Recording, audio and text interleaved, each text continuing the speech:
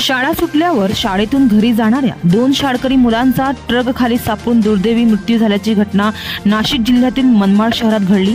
मनमाड शहरातील चांदवड रोडवर मोकाट जनावरांच्या धडकेने बॅलन्स जाऊन ज्या मोटरसायकलवर हे 2 विद्यार्थी होते त्यांची मोटरसायकल खाली पडली आणि मागून येणाऱ्या ट्रकने या दोघांना चिरडले। यामध्ये या दोघांचा दुर्दैवी मृत्यू झाला।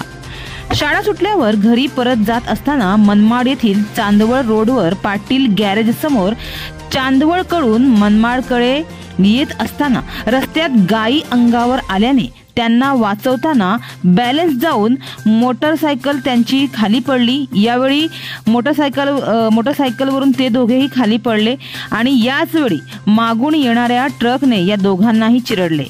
यात मोटारसायकलवरील आदित्य मुकेश सोळसे व वैष्णवी प्रवीण केकान राहणार हनुमाननगर या 2 शाळकरी मुलांचा जागीच मृत्यू झाला। हा अपघात इतका भीषण होता की या दोन्ही मुलांचा अक्षरशः चुरा झाला। यामुळे यांची ओळख पटणे देखील शक्य नव्हते।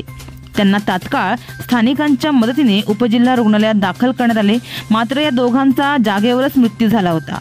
या घटनेने शहरात सर्वत्र हळहळ व्यक्त करण्यात येत आहे।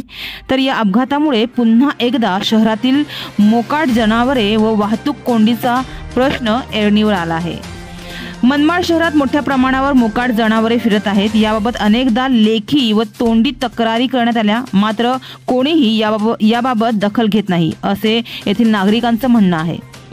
तर याशिवाय चांदवड रोड, मालेगाव रोड व येवला रोड या महामार्गावर मोठ्या प्रमाणावर वाहतूक कोंडी होत असते। यामुळे देखील रोज अपघात होत असतात।